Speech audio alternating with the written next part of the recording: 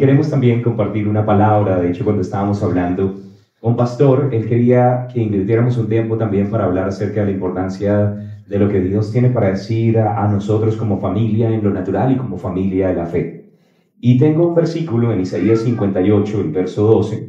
Lo voy a leer en la Reina Valera del 60, que es como la Biblia que normalmente leo, pero también se lo quiero leer en otra versión, que es la Biblia en lenguaje sencillo. Pero primero vamos a leer en Isaías 58, 12.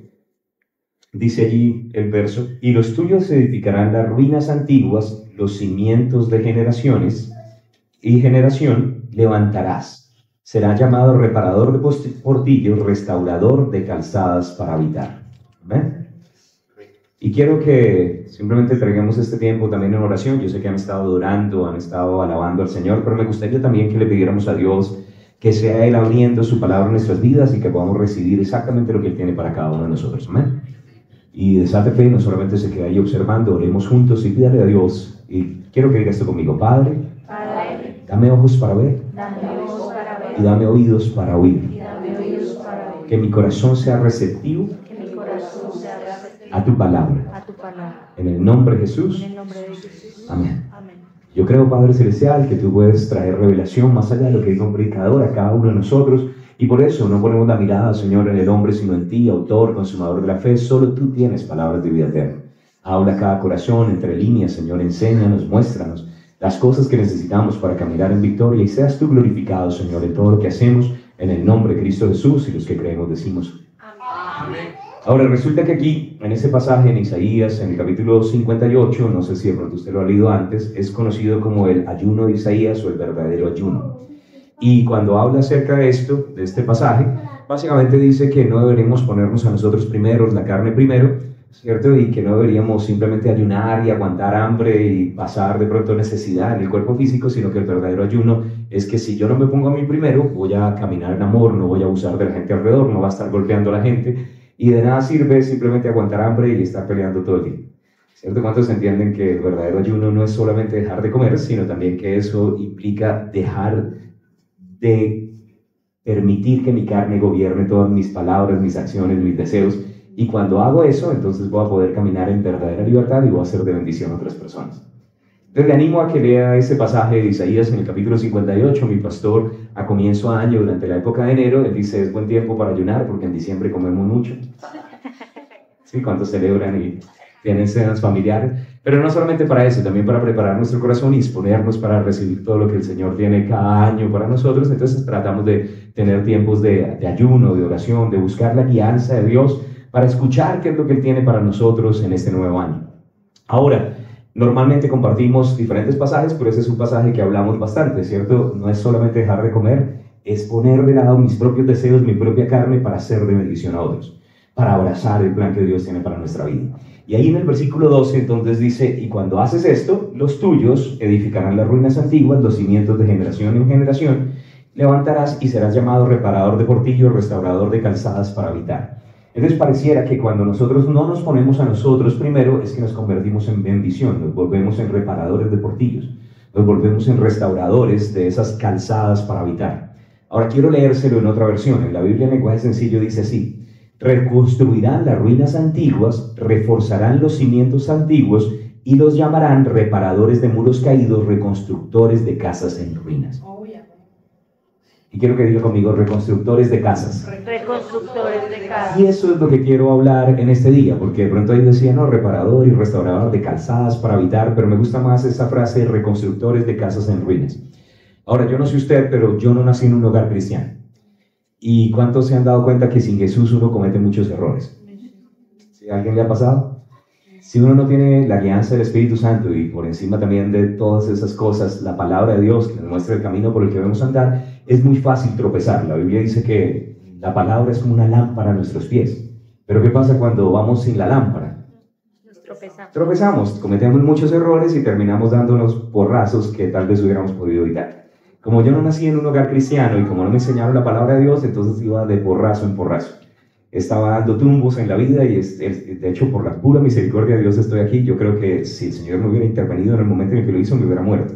Y me guardó y me protegió un par de veces antes para que el enemigo no me hubiera matado.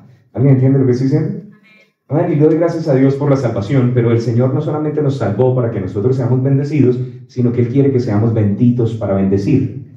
Y uno de los tropiezos que a veces tenemos es que en ocasiones, como nos ponemos a nosotros mismos primero, porque tenemos necesidades, ¿no? Y la carne es un poco egoísta, primero yo, segundo yo, y se queda algo para mí, ¿cierto? Y por causa de que tenemos una carne, entonces a veces no cumplimos todo el propósito que Dios tiene para nuestras vidas.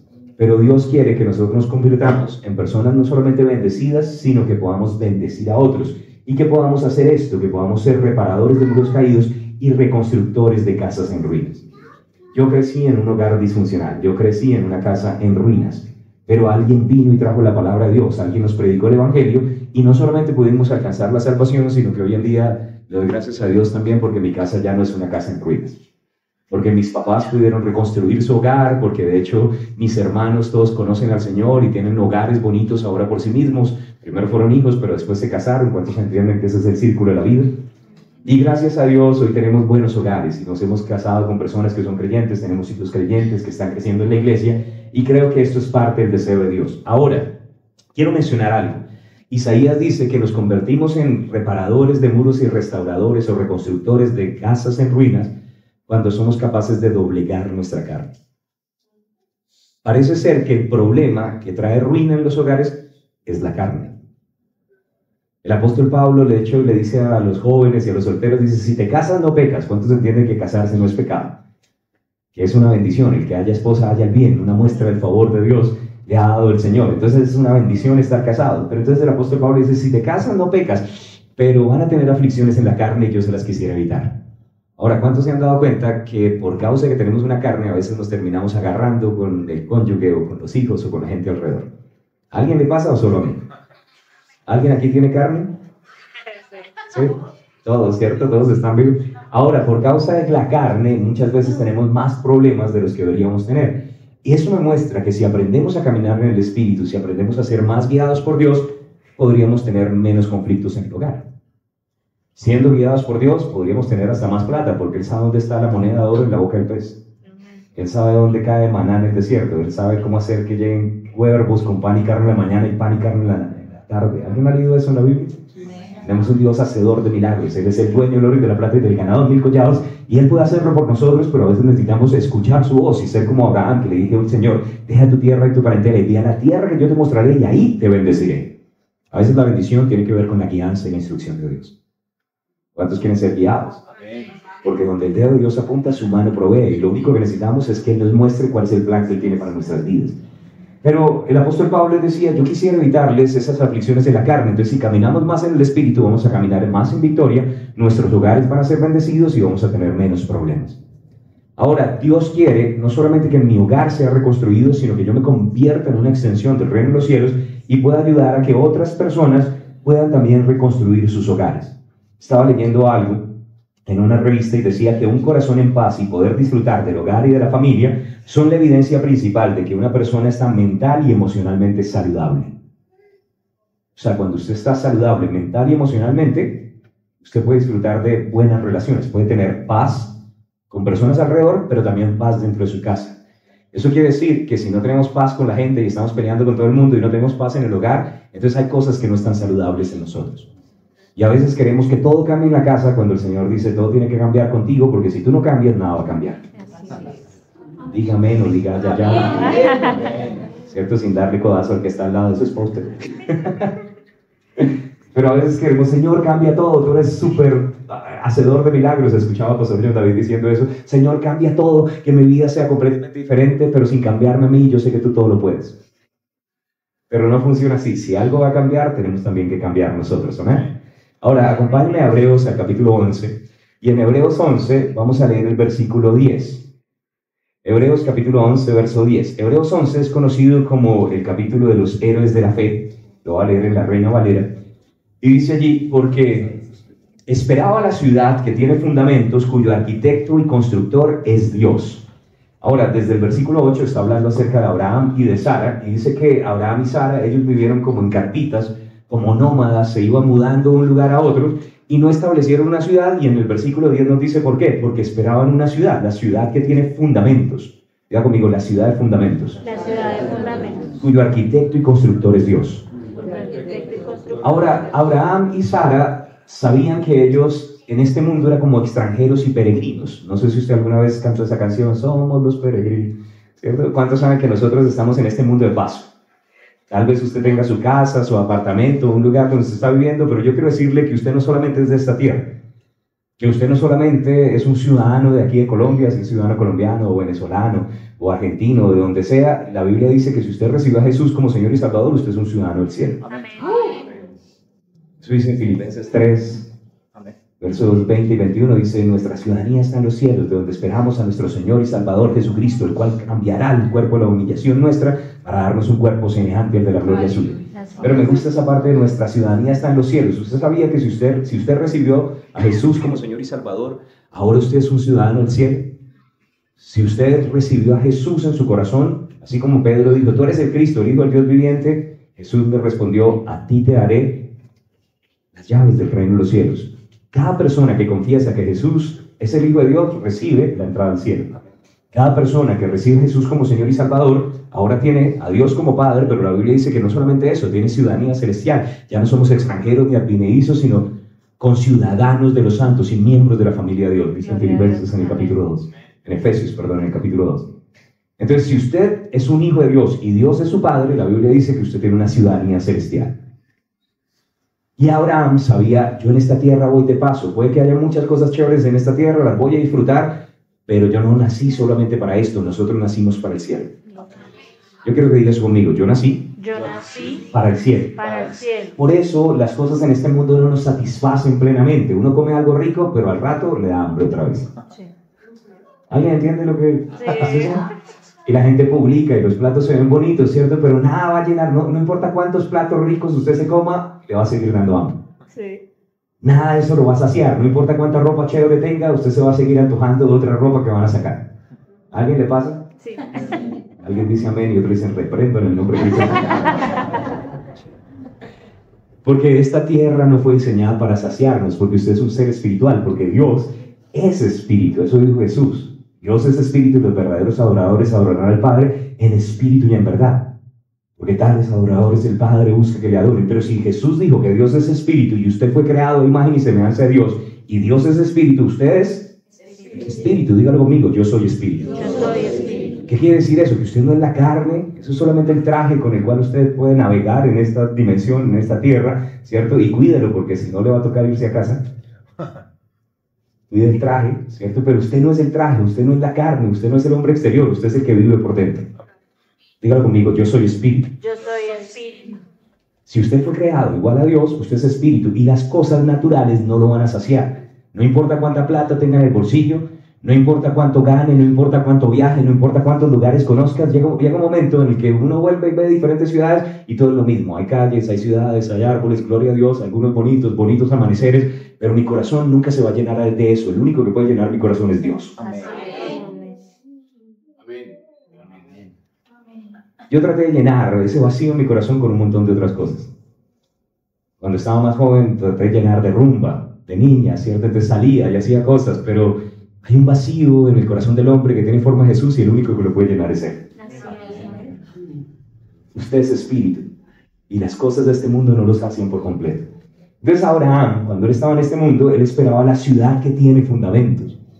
Muy pronto sonaba la trompeta y vamos a mudarnos a la ciudad que tiene fundamentos. No sé si usted ha leído que Jesús no solamente vino y entregó su vida por nosotros en la cruz, sino que Él resucitó y Él hizo una promesa. De hecho, la promesa era: yo voy a ir a preparar un lugar para ustedes y voy a volver y los voy a tomar para mí mismo. Y Jesús va a cumplir su promesa.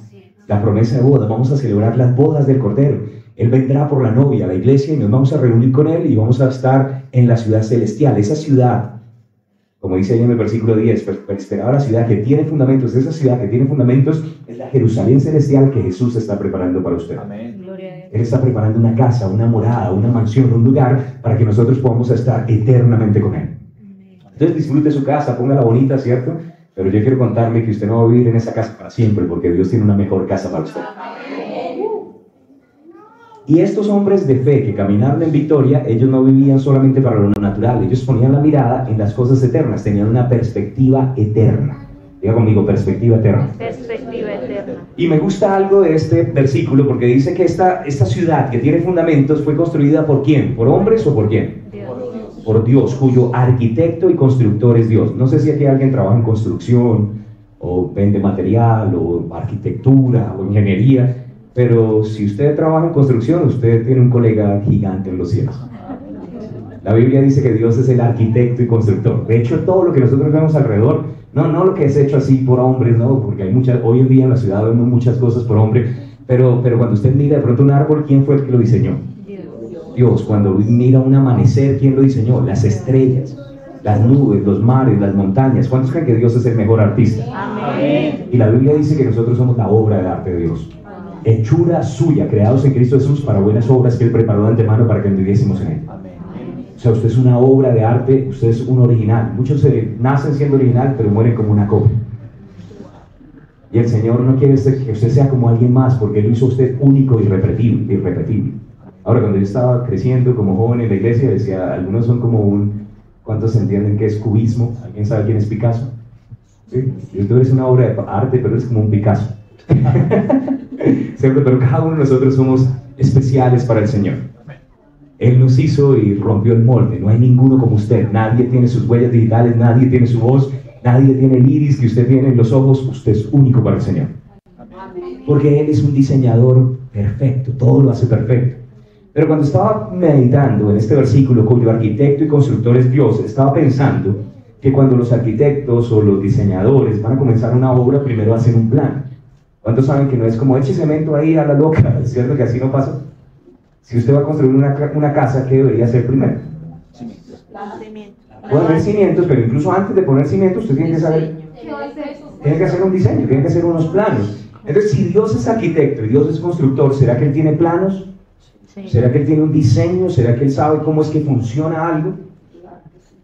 Estaba hablando con un muchacho que es ingeniero en la iglesia y él me dijo, hoy en día no solamente se hacen planos en un papel, sino que hacen modelos en 3D y antes de construir en el lugar uno se puede poner unas gafas de realidad no virtual, aumentada, que con las gafas uno puede ver cosas de cómo quedaría, o sea, es un lote, un peladero, ¿cierto? Y usted se pone las gafas y puede ver, allá van las columnas.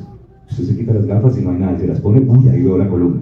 ¿Cuántos creen que eso es? Gloria a Dios. Y dice que después, cuando ya están construyendo el edificio, saben dónde va la tubería. Y cuando ya terminaron el edificio, todavía con ese plano, la gente puede llegar y decir, ahí va la tubería, ahí no rompan porque pueden dañar un tubo. Eso podría ser bastante útil para la construcción, ¿cierto? Ese ya lo estamos haciendo con ingeniería, es realidad aumentada para hacer modelos tridimensionales de arquitectura y de construcción.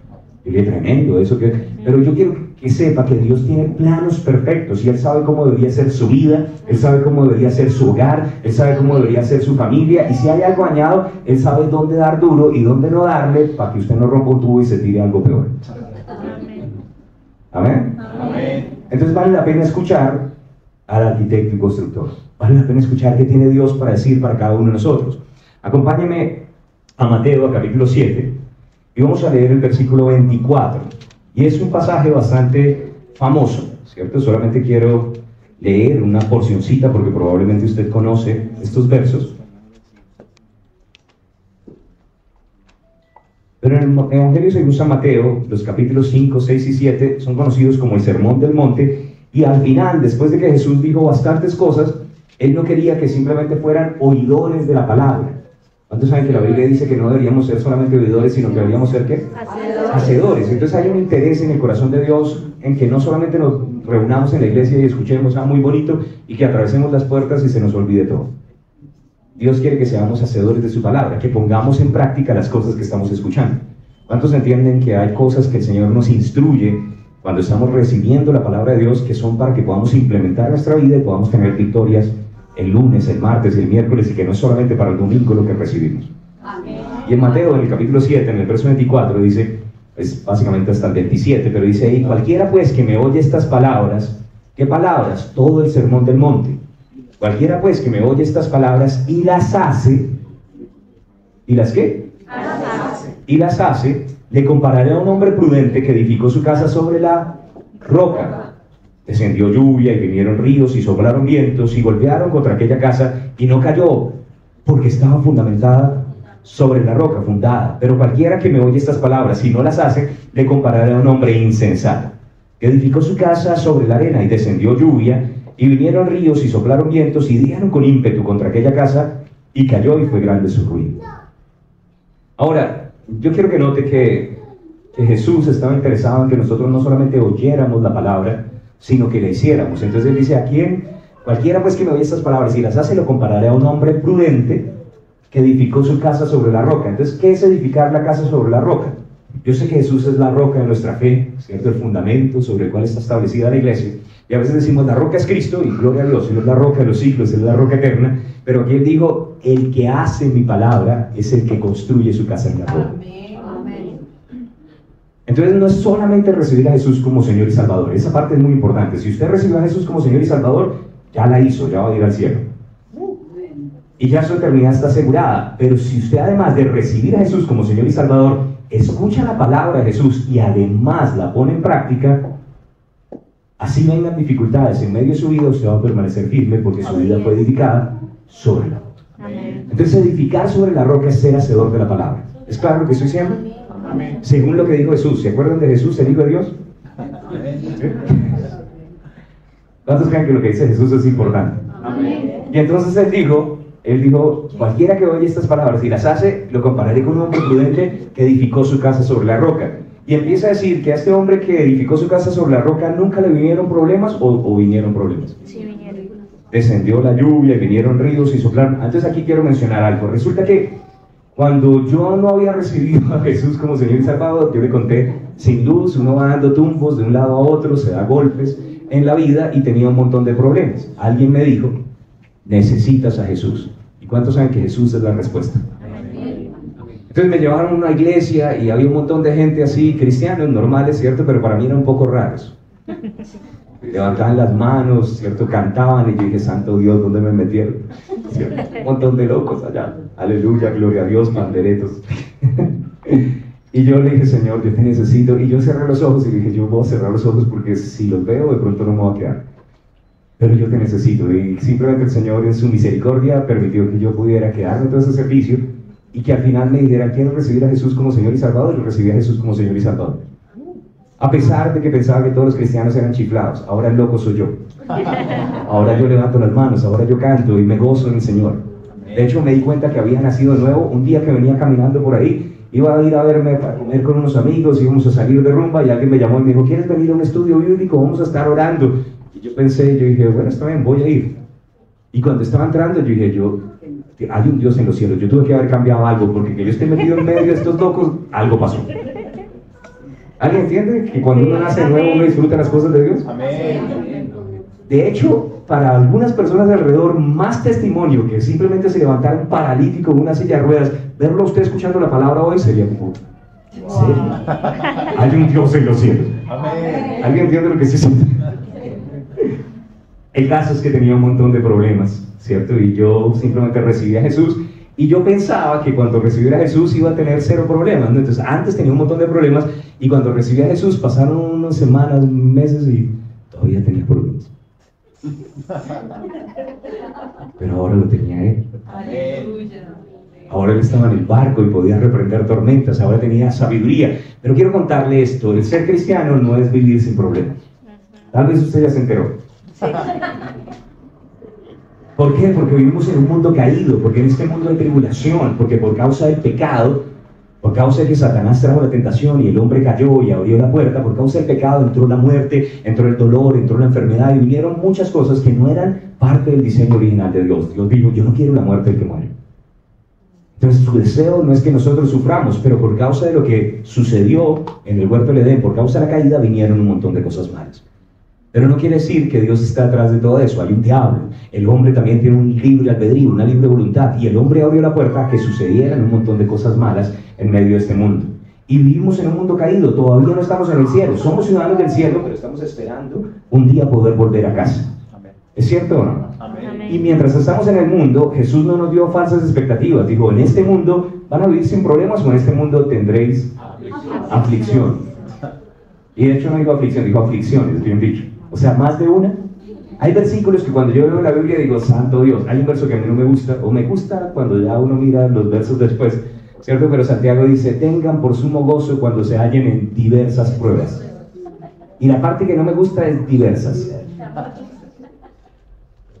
Ahora Jesús dijo, en este mundo tendréis aflicciones, pero confiad, yo he vencido al mundo. Gloria a Dios. Amén. Una vez estaba leyendo ese versículo con mi hijo, estaba más chiquito, tendría como 11 años, ¿cierto? Y él escuchó y dijo, pero confiad, yo he vencido al mundo. Y pues, ¿a mí qué me sirve si yo soy el que estoy en el problema? ¿Y cuántos entienden? Pero después se quedó pensando y dijo, es como un gameplay. ¿Cuántos aquí de pronto juegan videojuegos? ¿Alguien aquí? Sí. Juan Daniel. Cuando una persona está jugando un videojuego y no es capaz de pasar un nivel, entonces se mete en YouTube y entonces mira nivel tal, de juego tal, ¿cierto? Y debe haber un gameplay. Y un gameplay es una persona que ya pasó el nivel, que le va explicando y dice, tienes que meterte por aquí, cuidado con esto otro. Y entonces cuando dice, es por ahí, y ya sabe, entonces es más fácil pasar.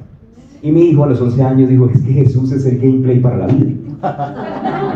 Él ya venció, ya sabe cómo podemos vencer. Gloria al Señor.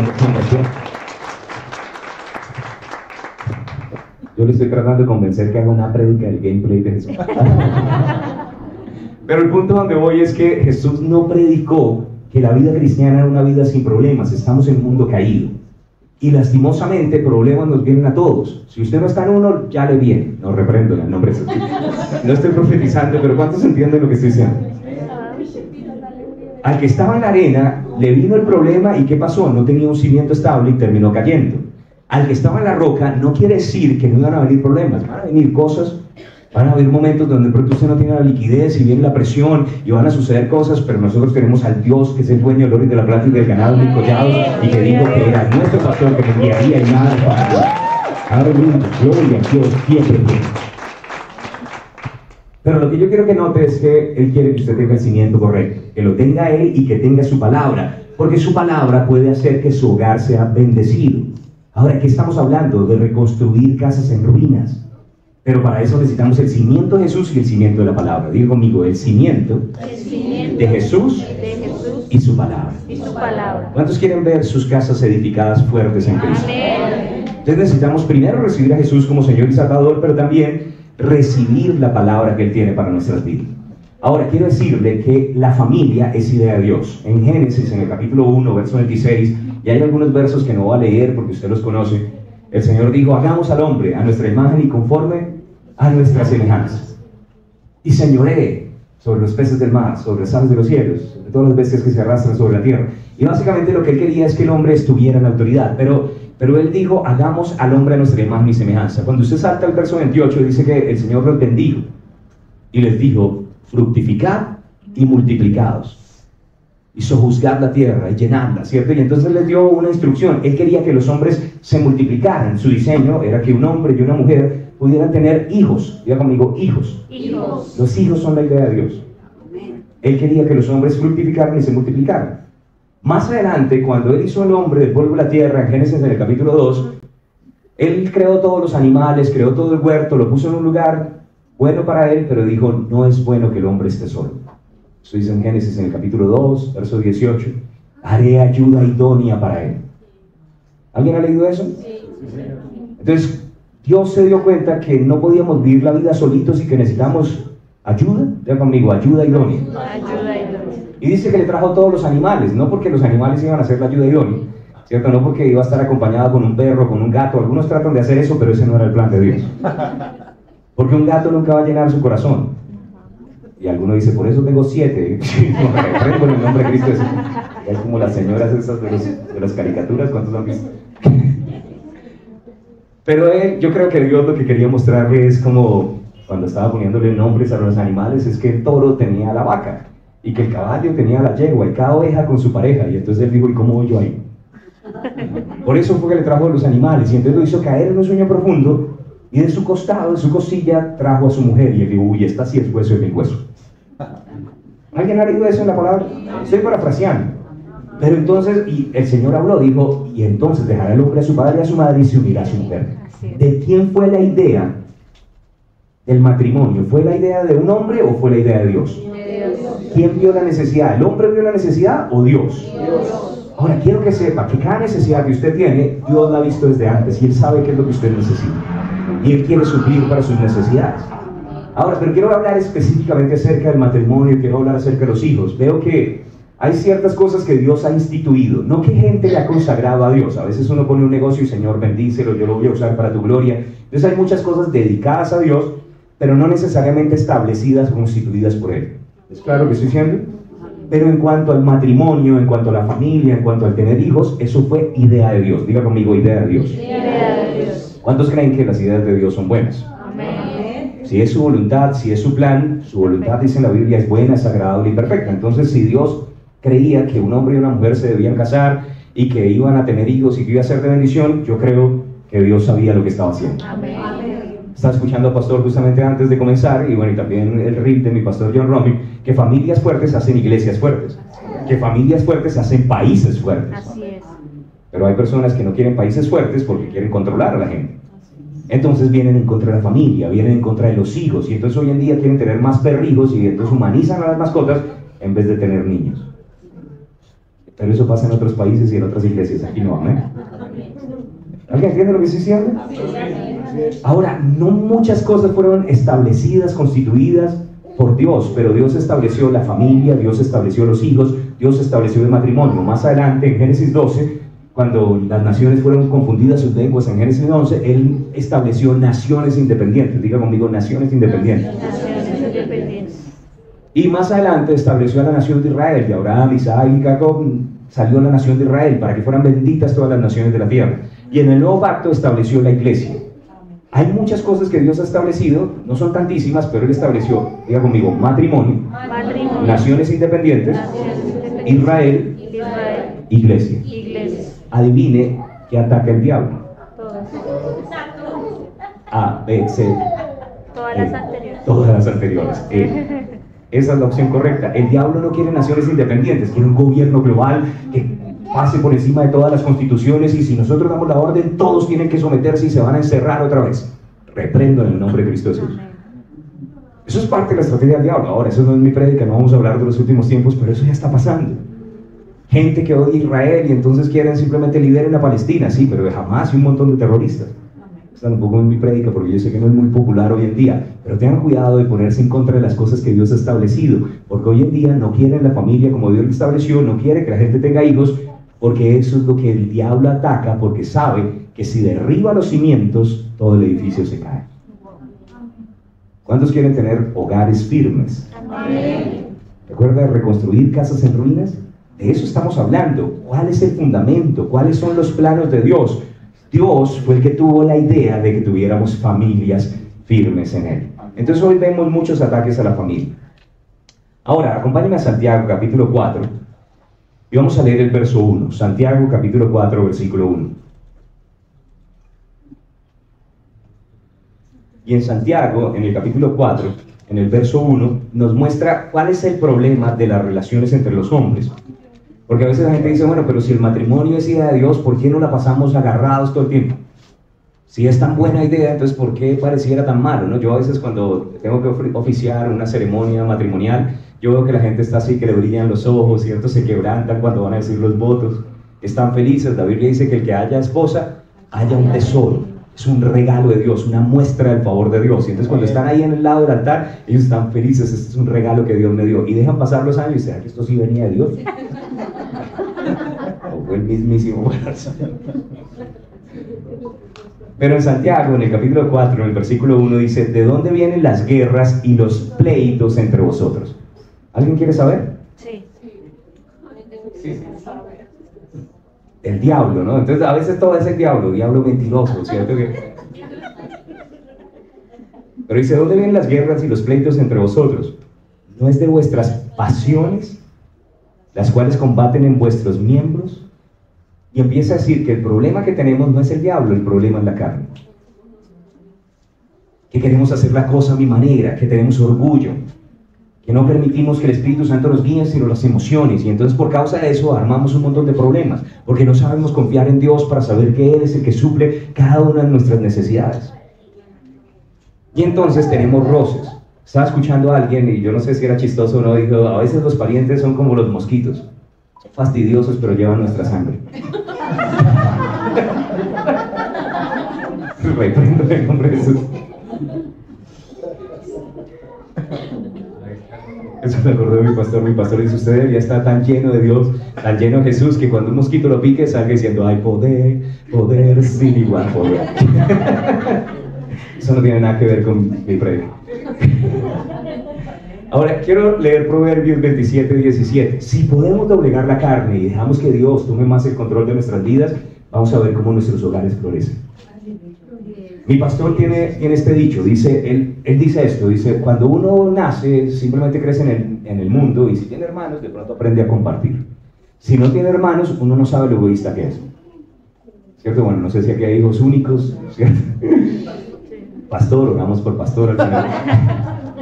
Pero Dios tiene otra solución. Él dice, como yo no quiero que te quedes simplemente egoísta y viviendo solo para ti mismo y que te consienta tu mamita todo el tiempo, entonces yo voy a ayudarte para que aprendas a doblegar tu carne y te voy a dar una esposa. Una de las cosas que yo le doy gracias a Dios es que gracias a tener una esposa, Él me ha ayudado a morir a mí mismo. Mi esposa me ha enseñado también, me dice, o mueres a ti mismo o nos matamos. No, mentira.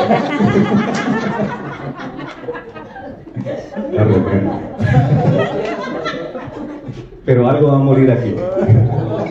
O muere la relación. De hecho, ahí hay sabiduría. O matas y sacrificas tu carne, o va a haber un sacrificio, o el sacrificado va a ser el hogar y el matrimonio y los niños. Diga conmigo, algo tiene que morir. Algo tiene que morir. Y es más fácil cuando usted es el que sacrifica. Ahora, Dios no quiere obviamente que nosotros pasemos por problemas, pero Él nos está diciendo que si podemos morir a la carne, cosas pueden fluir fácilmente. Y entonces Pastor John dice, uno no sabe lo egoísta que es hasta que se casa, cuando tiene que poner a la otra persona primero. Y después no sabe lo egoísta que es hasta que tiene hijos y le toca quitarse el pan de la boca para dárselos a ellos. ¿Alguien ha escuchado eso? O sea que todo el sistema de familia es un diseño de Dios para pulirlo a usted, para que usted crezca. Pero, ¿por qué me saca la piedra? Yo nunca tengo problemas con los que están allá afuera. ¿Saben que yo nunca tengo problemas para caminar en amor con los japoneses? Porque nunca los veo. A mí con que sí tengo problemas en caminar en amor con la gente que vive conmigo. ¿Y cuántos recuerdan que Jesús dijo que habían dos mandamientos importantes? ¿Alguien recuerda cuáles eran? Sí. Amar al Señor con todo tu corazón, con toda tu alma, con todas tus fuerzas. Es el principal y primer mandamiento, ¿cierto? Y el segundo es semejante. ¿Cuál es? Amar a qué? A tu prójimo como a ti. Hay que tener algo de amor propio, ¿cierto? Pero dice amar a tu prójimo. La palabra prójimo es próximo. Y cuando yo me despierto, todos los días, de hecho en otras versiones dice a tu vecino. Cuando yo me despierto todos los días, la persona más cercana a mí, la persona más próxima a mí, es mi esposa. Ahorita justamente tuvimos la oportunidad de cambiar la cama y habíamos dormido siempre en una cama chiquita y esa es un poco grande. Y entonces yo la veo un poco más lejos y ella está feliz, ¿no? Pone almohadas hacia alrededor. Y como, bueno, ¿qué? Y entonces yo me despierto y yo digo, hola, Bessie.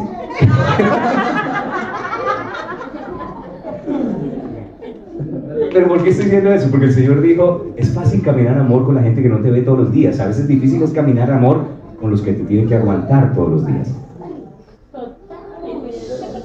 Diga amén o diga ayayay. Si no es capaz de decir amén o ayayay porque lo tiene al lado, así.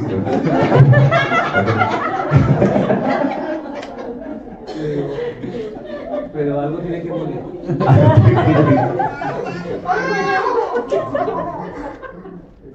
Ahora, a veces la excusa que nosotros ponemos es no tengo problemas con la gente afuera, pero la gente afuera no tiene que estar con nosotros todo el tiempo. Y la verdadera prueba de caminar en amor es con la gente adentro de su casa. Proverbios capítulo 27, ¿sí bien o nunca dije? Verso 17. Proverbios 27, verso 17. Y dice allí, hierro con hierro se aguza, y así el hombre acusa el rostro de su amigo. En la versión Reina Valera contemporánea dice que el hombre se pule en el trato con su prójimo. No sé si usted ha visto las construcciones, de pronto en la ciudad, hoy en día hay mucho concreto, las construcciones son muy pesadas, mucho ladrillo. En la Biblia dice que Dios no edificó con ladrillo. Cuando hicieron Babel, la hicieron con ladrillo, pero ellos edificaban antes con piedra. De hecho, hasta el día de hoy Jerusalén es construida con piedra y todo tiene un color como amarillito, ¿cierto? Es piedra como de cantera del desierto y es bastante bonito, todas las construcciones son así. Pero ¿alguien ha visto construcciones de piedra de pronto, no sé, en los pueblos o en diferentes lugares? O incluso aquí en Bogotá se consiguen algunas, ¿cierto? ¿Son diferentes? Sí. ¿Todas las piedras son iguales? No. Son diferentes, ¿cierto? ¿Y cuáles son las mejores piedras de pronto para construir? Las grandes. Las más grandes, ¿cierto? Tiene que usar uno menos, pero normalmente yo he visto o me gustan las que son como de río. Las piedras de río, que son puliditas, ¿cierto? ¿Y cómo se pulen las piedras de río? El agua. Con el agua. Y el roce. El agua va pasando y va puliendo, y el choque, de pronto cuando van pasando por el río, se van puliendo. Dios está edificando una iglesia. Y Él no lo está haciendo con ladrillitos. Ese es el sistema del diablo. Él lo está haciendo con piedras vivas, y cada uno de ustedes es diferente.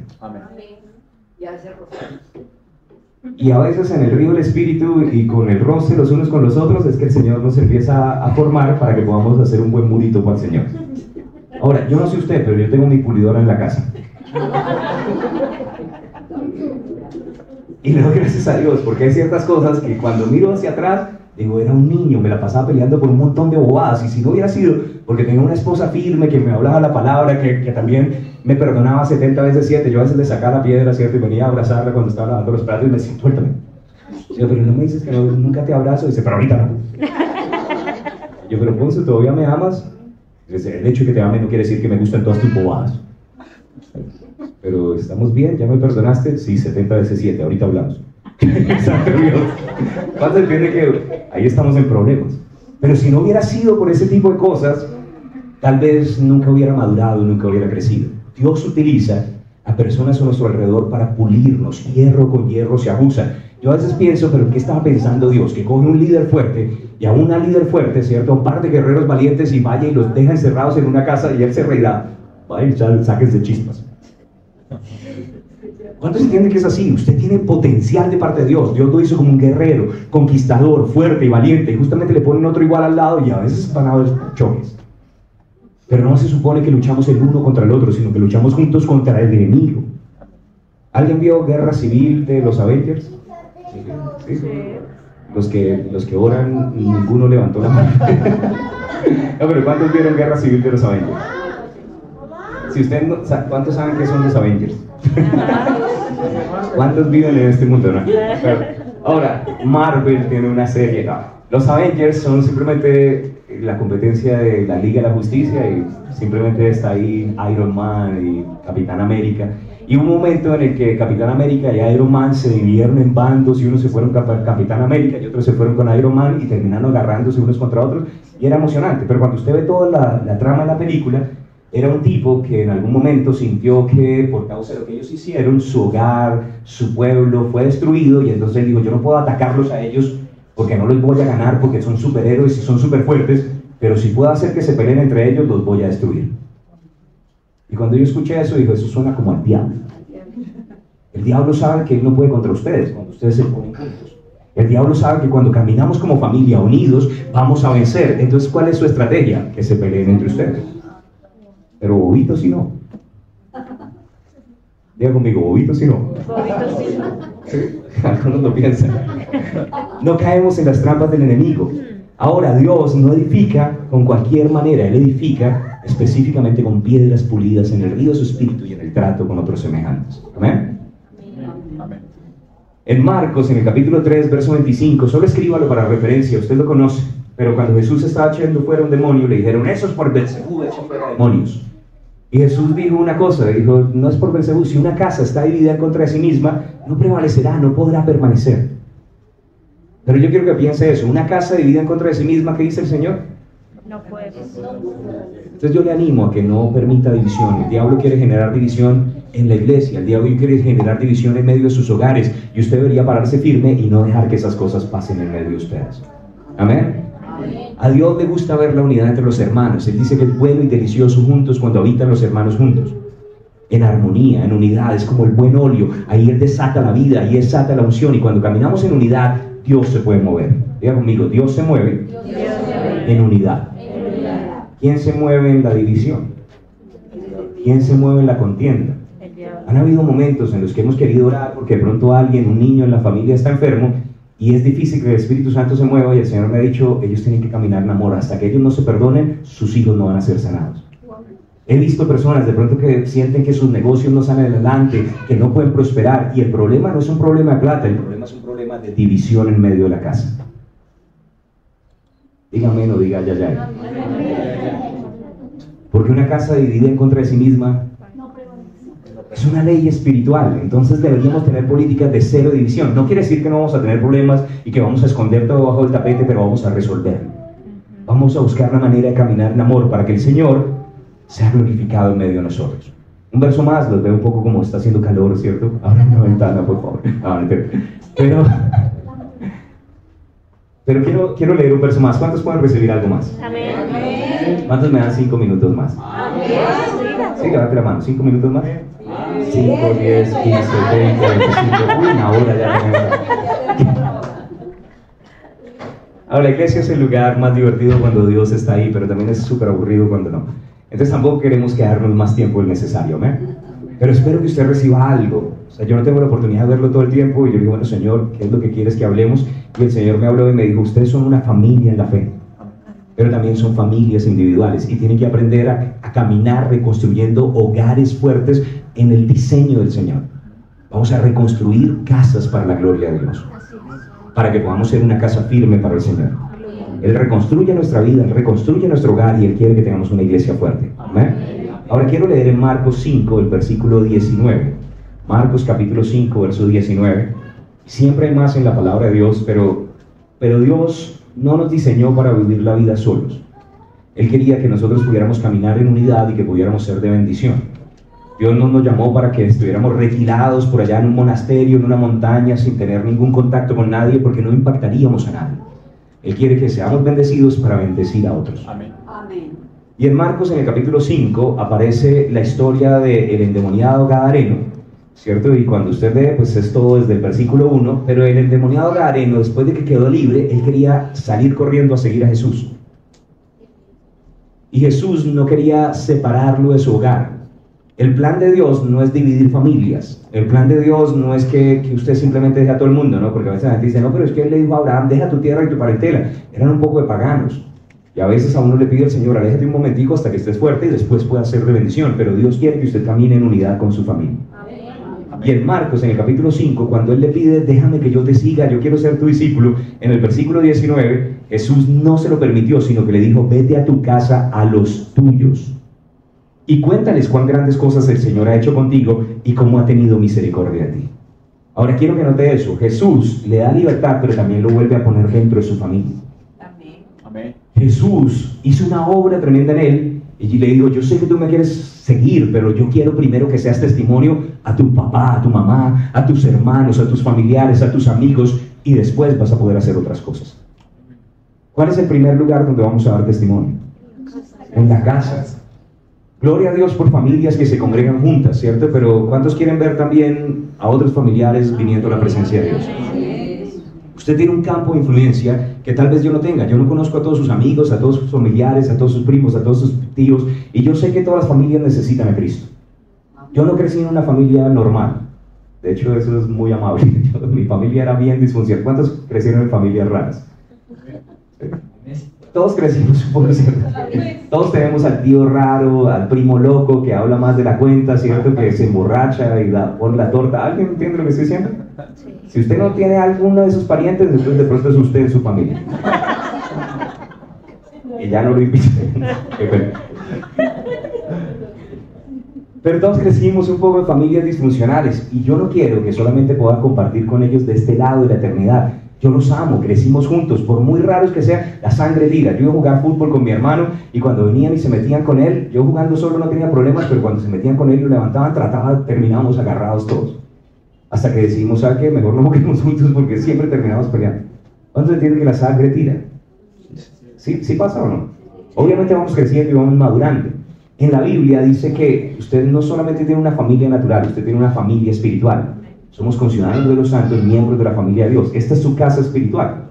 Ahora, quiero que piensen esto seriamente. Si Jesús llegara en este momento, o si usted muriera y pasaran los años, ¿cuál familia le va a durar más? ¿La familia natural o la familia espiritual? Ojalá se lleven bien, porque se van a tener que aguantar por toda la eternidad. Pero eso me hace pensar en mi familia natural. Si ellos no reciben a Jesús, no los voy a seguir viendo para toda la eternidad. Y yo quiero que ellos vayan al cielo. Así sean raros, así de pronto rechacen, pero yo quiero que estemos juntos para siempre. Si el Señor nos llamó a estar en combo aquí, yo creo que Él quiere que cumplamos un propósito eterno. Amén.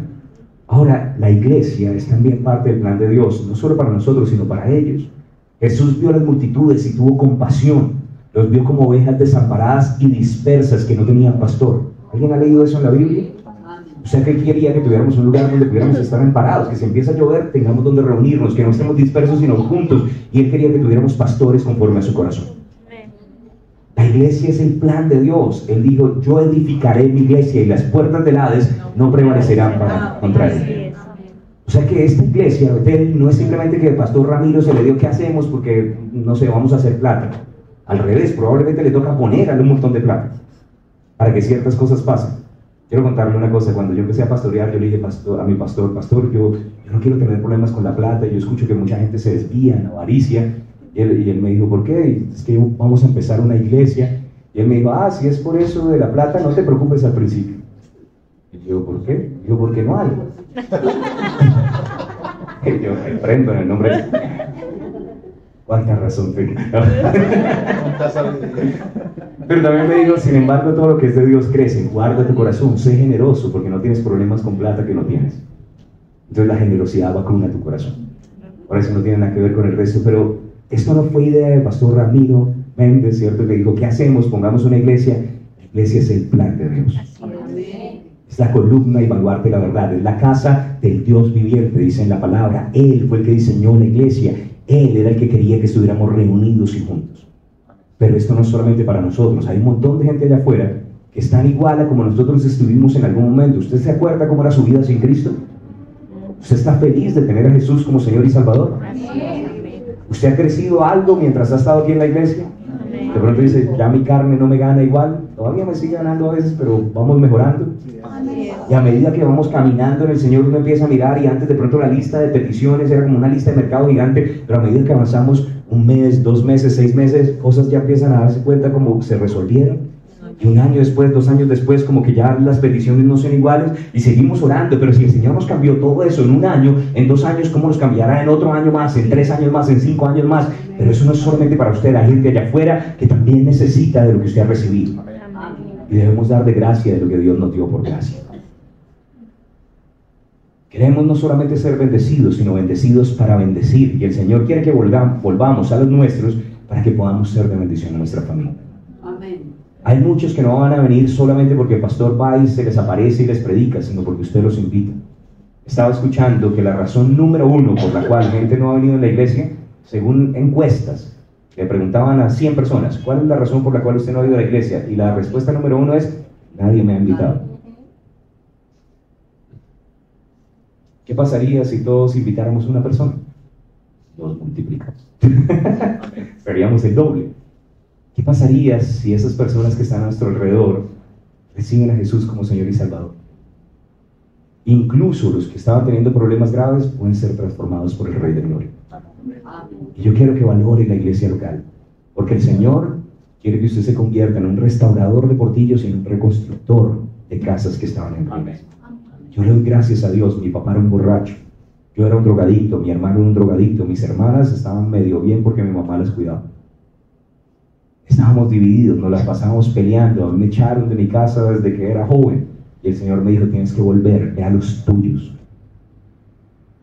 Así como pródigo estaba comiendo con los cerdos, yo estaba comiendo con los cerdos y el Señor me dijo que volviera a mi hogar, y mi papá también me recibió.